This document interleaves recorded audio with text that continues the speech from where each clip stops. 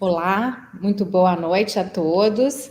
Hoje a gente chega à última sessão das nossas lives para discutir os principais desafios à carreira feminina. E a gente, como vocês sabem, a gente já apresentou algumas vezes, a gente partiu de um levantamento, um censo da realidade da mulher na oncologia brasileira, encontramos alta participação das mulheres, somos em número, o mesmo número que homens, mas em cargos de liderança a gente ainda não atingiu esse equilíbrio, e por isso a gente propôs essa série de lives, encontros com especialistas, para a gente tentar superar esses desafios dentro da oncologia brasileira. Bom, além desse censo, agora esse material que a gente está produzindo nessas lives, eles vão virar um material disponível no site, também a gente vai ter um material impresso para as médicas, e na sequência a gente vai ter um livro também sobre a história da mulher na medicina e sobre essas propostas de superação de desafios. Bom, hoje a gente conta novamente com componentes do comitê, a doutora Andréia Mello, que é oncologista, que é do Comitê de Liderança Feminina, assim como a doutora Clarissa Matias, e a gente vai ter uma convidada internacional hoje. Daqui a pouquinho a gente vai precisar de mudar para o inglês. Eu vou chamar então a Sarah Aiosa. Hi, Sarah. Welcome to this session. Sarah is the Latin American president for MSD since early 2022. She has set the strategic direction and managed the P&L for human health across the Latin American region. Sarah is the president and chair of FIPHARMA, the Latin America Federation of the Pharmaceutical Industry. In 2023, she was nominated as one of the 50 most powerful Latinas by ALPFA, the Association of Latino Professionals for America. So thank you once again, Sarah, for accepting our invitation.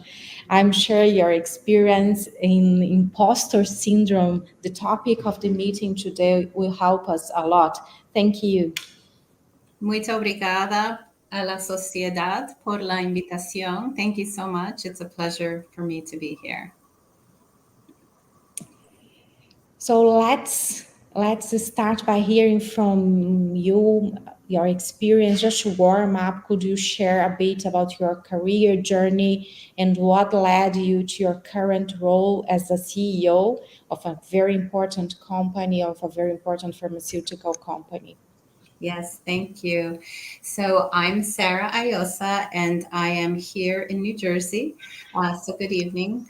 And my role as president of Latin America for MSD, we're a global pharmaceutical company, and we have presence in Brazil for many years, as well across all of Latin America and all over the globe. I joined MSD in 2016, working in oncology. And here I want to take a minute to thank all of the participants joining today for all the amazing work that each of you undertakes for patients and their families in oncology. We know how important your work is. So I joined in oncology in a role in marketing, working in immunotherapy, and went on to have additional roles of increasing responsibility, including being the managing director or the general manager of our company in Sweden. So that was very scary to move my family during the pandemic, but we did it and it was very exciting. And then took on this role as president of Latin America in 2022. Prior to that, I have my university degree is an undergraduate degree in biology, and I obtained my master's in public health at Johns Hopkins, focused on looking at underserved and underrepresented patients in cancer clinical trials. So very much what we live and breathe as Latina and as women, that we're not always represented everywhere, let alone in the important research and development that we need to undertake for cancer. So that's a little bit about my background. And I would say from a personal perspective, as I think about imposter syndrome, I think it's something that everyone faces, but is often most faced by women in the workplace. And it's defined as this persistent feeling. I think the word in Portuguese is dúvida, doubt, self-doubt, and feeling like you're not enough, or this fear of failure, despite all of the many accomplishments you may have had in your career, in your personal life, and in your professional life. It's this ongoing feeling that you're not enough. That's how imposter syndrome is usually defined. Great. So I think that everyone has experienced it once. I realized it when I was reading a book. It was 5 to 10 years ago. I bought a Harvard book on women in leadership, and it was there. I have never thought of that, and it's so important when you have the concept and you just realize that you have faced it so many times. And why is it more common for women than for men? Are there cultural aspects involved? Is it more common in Latin American women compared, for example, to the US? How do you see this aspect? Yes, no, I think, as I mentioned, I think imposter syndrome can affect anyone and everyone, regardless of their gender and their race or where they're from. However, I do think it does seem to be more common for women. And that's because of the way society and culture exists, right? Uh, for whatever reason, there's still a lack of representation of women in the workplace. If you think about Latin America, that's true holistically. For example, Mexico recently, we just had the first woman president elected in Mexico in the government, and it's taken how many years for that to happen? So in Latin America, holistically, that's a challenge. But in Brazil, I think especially there's still many gaps for women in leadership positions. And that's why I think it's so important what you're doing through this society, bringing the oncologists together to create the safe space to talk about it. Because again, in Brazil, less than 30% of women are represented in leadership positions across all sectors, let alone the life sciences. And I do think when you have those gaps in representation, it creates this feeling of self-doubt, because we, especially as women that have Latina backgrounds, do not see ourselves in those positions. And so if we have a chance to obtain a position as a leader in any field, as a doctor that all of you represent, for example, that creates this lack of confidence because we don't have that representation. And so these are these influences that we all need to work together to help overcome. Hi, Sarah. Thank you for being here with us. I have some questions for you. I'll start here with one. Is there any data on the frequency of the imposter syndrome during the lifetime?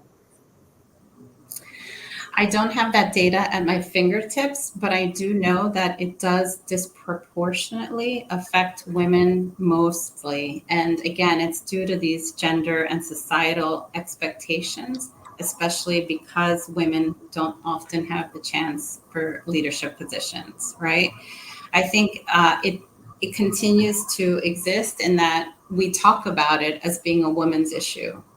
It should be an issue for everyone, regardless of gender, but women have to work harder to overcome it, right? So that's where I think it can limit us as women when we don't see ourselves, when we're not comfortable or confident to ask for what we want or to share our ambition and articulate where it is that we want to go with our careers and our lives. And how does a woman know if she has imposter syndrome? It's not a mental illness. So it comes with this voice in your head that you're not enough, right? And that's where I think imposter syndrome comes from. And how can we overcome it? One way that I think one strategy that has helped me is, for example, looking at my career objectively. If you take a look at your own professional accomplishments, at your CV, for example, take a look at all that you've accomplished in your life very objectively and be really proud of that, and try to change the narrative that you hear externally, but that voice internally that says that you're not enough. That's one way to help overcome this feeling of inadequacy and dúvida, self-doubt.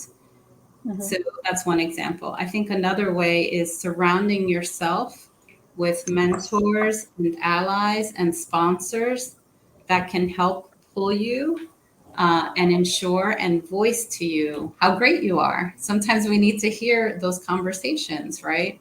And to have that echo to remind us of how great we really are.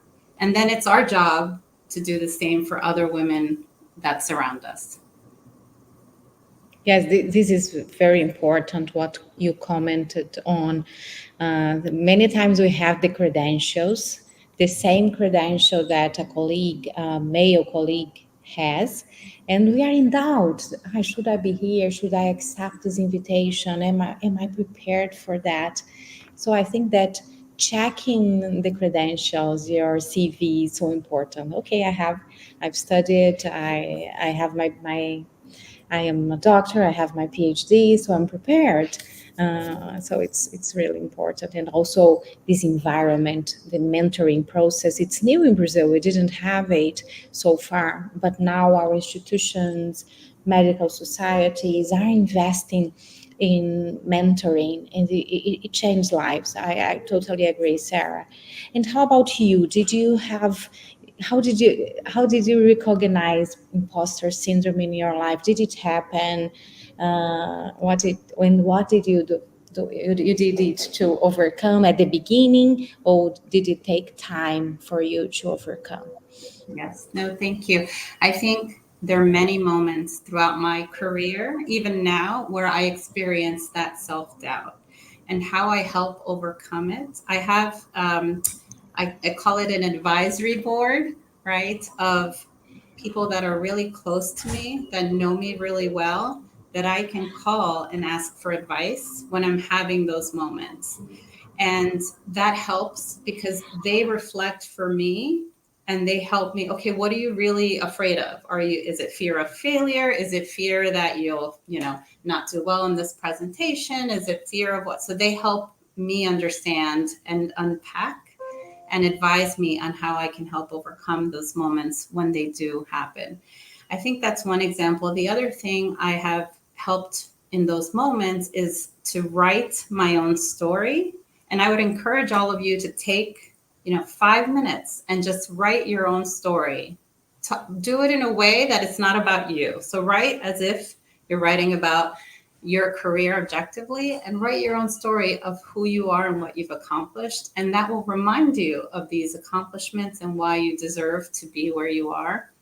And the last piece, I heard this woman once, I went to this lecture and I heard her say this, and it very much always stayed with me, where she said, when I'm having those moments, I look at myself in the mirror and I say, no, I will not allow you, that doubt, that dúvida, to enter here, because I belong at every table that I'm at. I will sit at every table and I belong and my voice is important. And in saying those things to yourself, it helps to silence those feelings of doubt. So those are some examples that have worked for me that I encourage you to potentially try. Hi, Sarah. Thanks for being with us. And I think it really takes education, and it's great to mentor our children and the mentees that are with us, the women who work with us, because the self-confidence space is a very it's a space that is very violated most of the time by other people, by external people.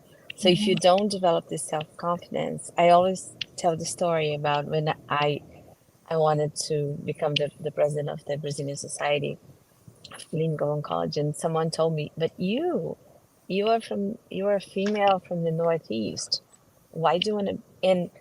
And at that time, at that moment, I really remembered my father, who was like the builder of my self-confidence. Because if I didn't have that kind of lecture and lessons throughout my life, I would probably have said, yeah, probably you're right. So I think we do need to take that into account when raising not only our children, but the people who work with us. Mm-hmm. Now, that's a great example. And I think that when we face those questions, and it's happened to all of us, it happens to me all the time, even still in my current role, right? My answer is, well, why not me? Look at everything I've done, right? And I think that, we have to get confident in saying that back when we have those situations, right? I'll tell you, even in this role that I'm in now, I remember a moment when I asked that question, why has our company that's been, phenomenal company, almost, over 100 years in existence over the world, why has there never been a woman leading Latin America, right? And in asking that question, I think it started the thinking of, oh, right, we should consider a woman. We're 50% of the population. And it's not to say that I didn't have to still go through an interview and a process, but it's in asking those questions. Why not me? And challenging what we see. I think, we stop ourselves. So again, why not us? We belong at every table. We have to surround ourselves with the right culture that's supportive. These spaces are a great example. And then, celebrate the diversity of the world that we live in, right? I think that's so important that we challenge ourselves and those around us and use our voice for that.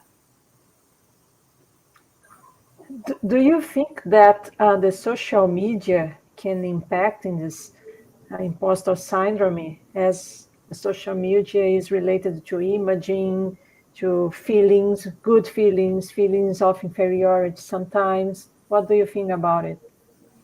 I think, yes, social media has that potential, both from the positive and unfortunately from the negative way. But I'll give you a most recent example, which I hope everyone has seen, the Olympics, and the woman from Brazil who won the gymnastics gold medal. How phenomenal, right? To have that representation. It was the first time that has happened. But even an Olympic athlete will tell you they have moments of doubt, and they are the elite, the very top of the top. So when you see that example and you see those winners or those people that have tried and put themselves out there, I think that influences all of us to, again, challenge the status quo, that representation, those amazing athletes that still have those moments of self-doubt. I hope that that's a positive example through social media that can influence many other women and other gymnasts, for example, to put themselves out there in the future. It happens to everyone, and we just all have to pull together and say, why not us? Yes, I agree that there is this positive aspect that, for example, by doing this live,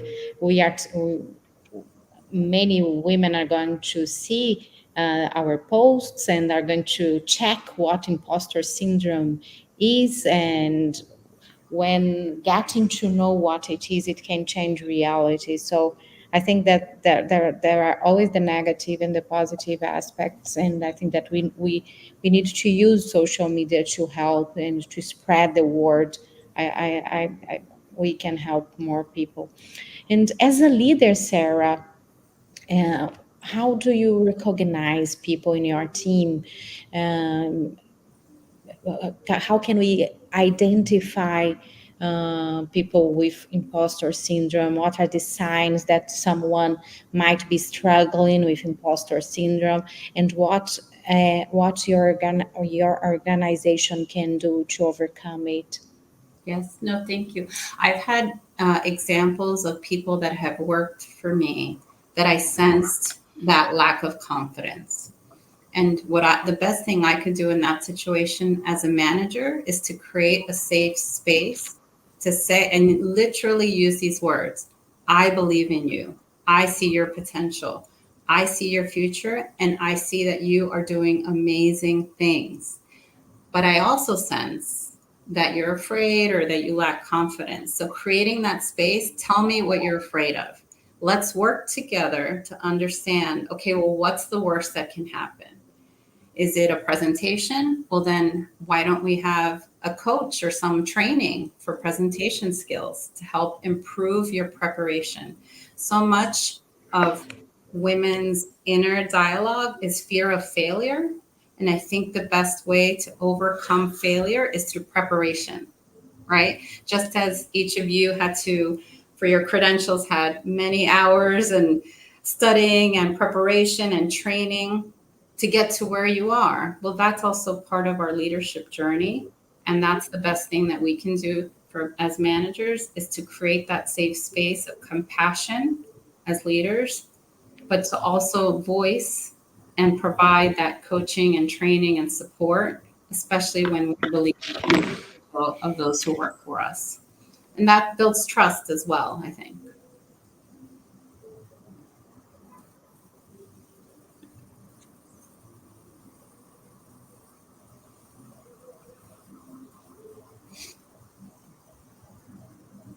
And what's the most important message, Sarah, you would like to share with other leaders about managing imposter syndrome? So I would say, and I think Clarissa mentioned it, believe in yourself. And if you need to seek external validation from, if it's your father, a friend, a mentor, a peer, that'll help. But you have to start with believing in yourself, right? Understand of what you're capable of, write your own story, get comfortable telling your story, talking about your accomplishments in a very positive way. And that's, you can be the best role model for yourself, right? And then when you see others struggling, pull them along, bring them along with you, and go back and reach and pay it forward. I think that's so important for women, especially women in the sciences, to do that, right? For the people that we want to bring along so we can change this picture. The change starts with us. Each of us can make change. Yeah, but I like the idea of writing the story and trying to reframe those topics that you don't like, rewriting it and restart your life and career. It's so important. And I also liked very much your advice to have a board of friends, mentors to help. This is very important. We have some questions Yes. from the audience. First one, what to do when imposter syndrome paralyzes you from achieving new goals? So it's a great question. And I think in addition to writing your own story, when you have that fear of imposter syndrome and lack of confidence, also try to understand and write what is it you're afraid of and what's the worst that can happen.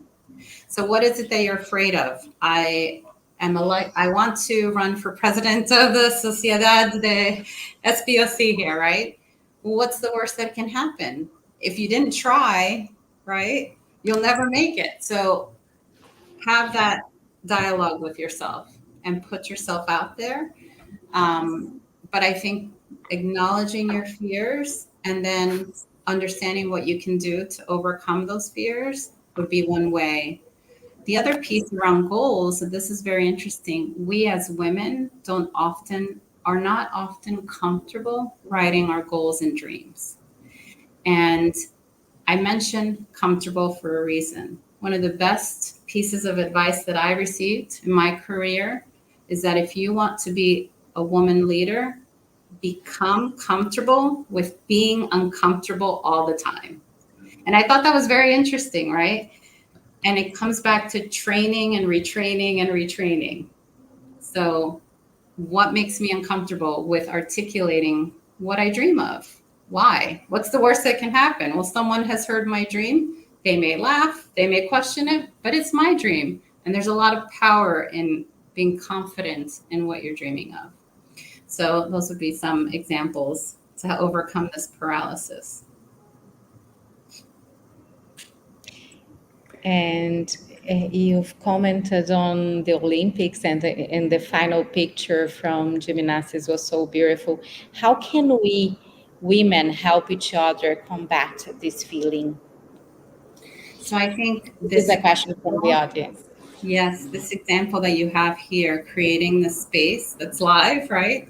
But creating these spaces where it's safe to share these experiences that we have, and having that empathy for each other, I think is so important to create this advisory board, but also these spaces where we can share what we're feeling in exchange, because someone somewhere is feeling very similar to what you're feeling, or has experienced a similar situation, right? It's not unique to any of us. And that's the best way in having that exchange, that open dialogue with a safe group of people that you trust, can help overcome this feeling of lack of confidence. Is the syndrome only present when we compare ourselves to others? Potentially, I think that sometimes in comparing ourselves to others, it makes that feeling of imposter syndrome worse. But I think it exists regardless of whether you're comparing yourself to someone. I come back to, because we don't often see, I mean, this might be one of the first groups of women oncologists that I've seen get together to have a conversation like this. And I hope that you inspire other women doctors to do the same, right? So we have to put ourselves out there and sometimes break those barriers so that others can be inspired by the work that you're doing. I have a question for everyone here. Have you personally mentored someone dealing with imposter syndrome, and how did you approach the situation? Yeah, I think yes, especially girls, women. And I think I try to reinforce the potential, the good things that women did, all the power we have alone and we have together when we are discussing and when we are talking about this type of feelings. So, and I think in my view, it's and I can hear from Sarah as well. If, in my opinion, the syndrome is more frequent in young ages, but of course it can happen for old people as well. But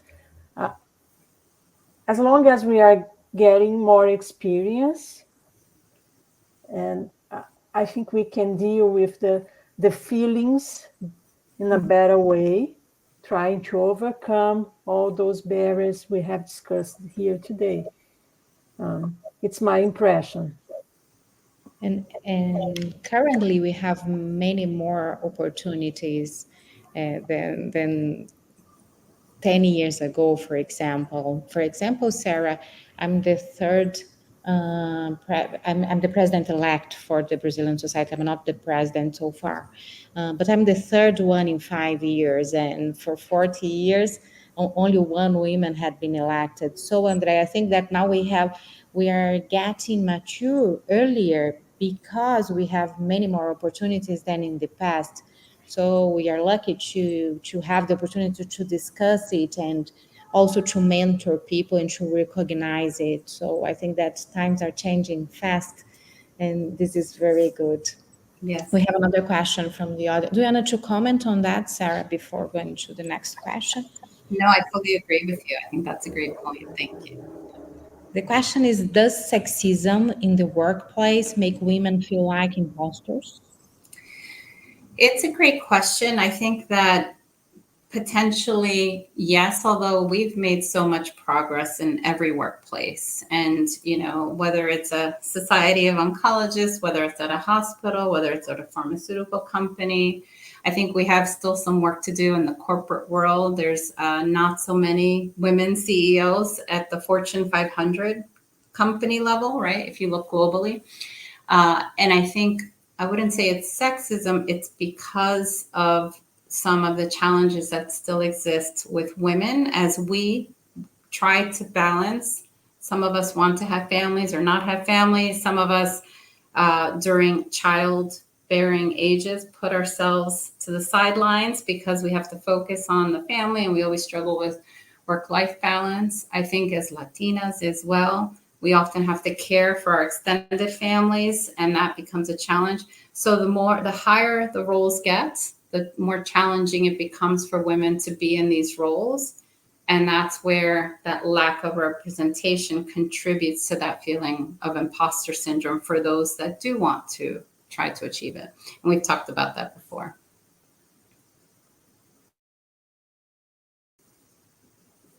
Is there any association of the imposter syndrome and depression, for example, or other psychiatry disease? It's a good question, and I don't have that answer in the moment, but I do think the lack of confidence can lead to feelings of sadness, right?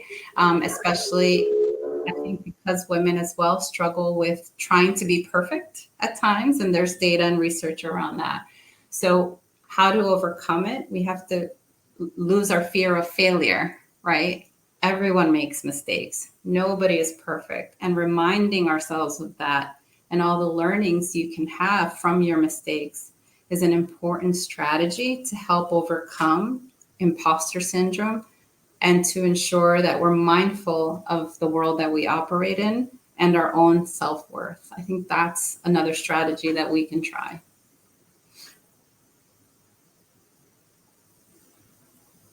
There is another question, Angelica, on the chat. Yes. I would ask you, Andrea. Andrea is representing here the National Cancer Institute, and also she works at Oncoclínicas. It's a huge company, oncology company in Brazil. How do your institutions deal with that? Are they mature, starting programs, process to help people with imposter syndrome? Do you think it's well recognized? So you're talking about the public and the private sectors in Brazil. Do you see differences? I think we are trying to discuss and recognize this type of situation, feelings, syndrome in both private and public setting.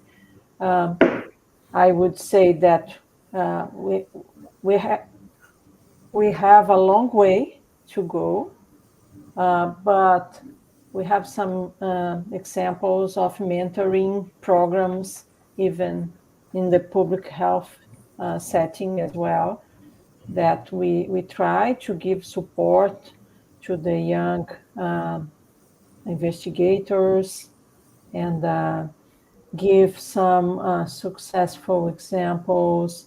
And also in the private setting, we had a program with young physicians with different focus.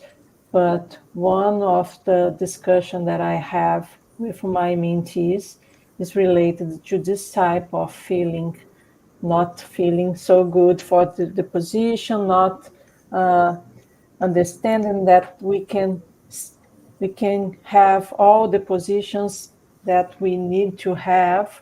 So I think we are improving in terms of discussion and the recognition of the situation, but we still have a long way to find the right place.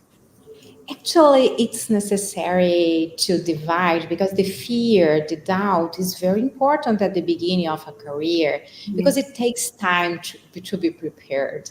And many times we are not. So sometimes it's difficult to know if you are really prepared to, and the mentor is so important at this point. Okay, you are ready, you can accept the position, you can accept the presentation, but if the person is not prepared, and I think this is very relevant for women leadership, because when we indicate someone who is not prepared, it may be a problem because then it will be more difficult to relocate that person. So imposter syndrome is the doubt when you are prepared, when you have the credentials. Yes. So I think that the mentor has a very important role here. I also work in the two sides of the coin in Brazil, the public and the health and the private sectors. I see many initiatives at the private sector, but not so many in the public sector so far. I also work at a public institution at the Federal University, and I see the students discussing, but not an institutional program. And I think that we should propose it and take. I've learned a lot with the pharmaceutical industry, Sarah, because you are discussing it for a long time, and we are bringing it to our institutions in Brazil. And I think that now we have the obligation to further discuss it at the public health system as well. Yes, I think too, to add to your point, I think more collaboration between the private and public sectors, because a lot of the private companies have these programs focused on diversity, focused on building a culture of belonging, focused on mentorship, um, pulling in students to encourage them to go into the life sciences, having training, leadership training, presentation skills, all of this support can really help to build and overcome this imposter syndrome. So I think there's many opportunities for stronger collaboration across sectors, right? I think the other piece, and back to your question before on social media, what can be done from a media perspective? Each of you has a role. I think you mentioned Instagram before, and are you building your personal brand externally? That's so important, I think, because again, representation matters. So the more that you can use your voice and platform in a social way, that can help inspire younger students and those just starting in their careers in life sciences. Right. We have one final question from the audience. What can our society, the Brazilian society, do for oncologists to empower women to believe in themselves more and be more confident? Let's try everybody to answer. I will try to answer as well. Maybe Andrea, do you want to start on that one? Yeah, I think this is a good start. What we are doing today, discussing about the imposter syndrome, and then I think we have at the society an open place for this type of discussion and support to the associates, especially women. We have the women's committee. Then this is a place where we can go and discuss and offer support. We have our mentoring program at the Brazilian Society as well. And again, I think we are on the right way. Great. Maybe I can comment from my perspective on some opportunities, right, that potentially the society can consider is have you ever gathered the facts and the data of how many women oncologists you've gathered over the years that have been part of the society, how many patients you've impacted in your great, amazing work? Gather some facts that are talking points that can help encourage and bring visibility and exposure to the amazing work you're doing. and that you can also maybe share with universities and other companies as you're thinking about collaboration that we talked about before. But in gathering that data and those facts, how many women represent, the great work that you're doing, that could really help, I think, articulate the impact that you're having and the legacy that you're building, right? I think that might be an opportunity. And we are also having some space during our annual meeting to discuss topics on women in oncology, which is also important.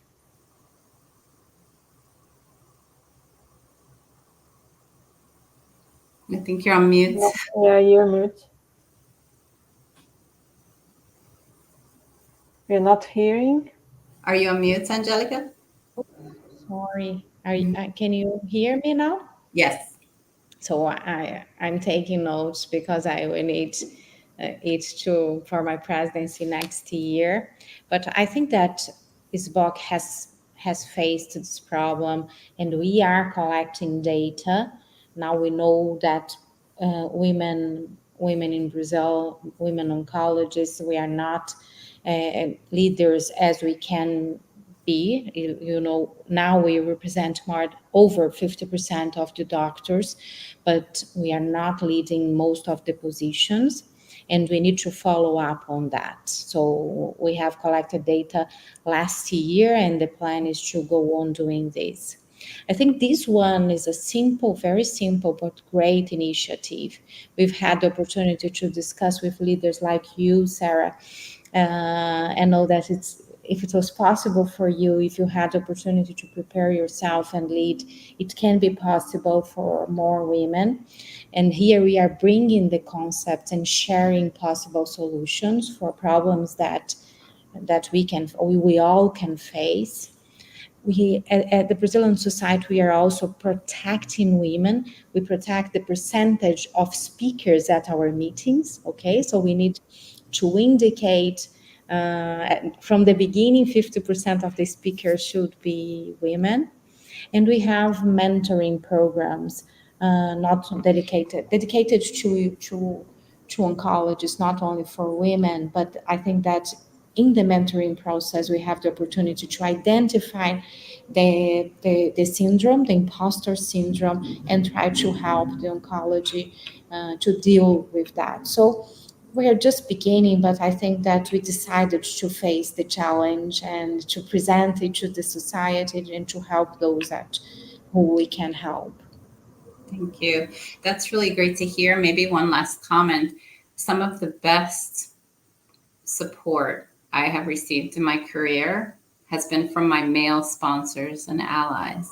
So I would encourage you to invite them to these spaces as well, because they're often at the tables that we want to be at. And one of the best things we can do is build advocacy and obtain that support from our male sponsors and allies. So they're speaking about us in the rooms that we are not yet in. So that would be maybe just another piece of advice to consider. Yes, and this is very important. And as they don't show up naturally, we should have invited them to speak, to be in the board. I think it was a mistake because this discussion with male, it's very important. It can change the reality because culturally they are repeating a behavior they learned.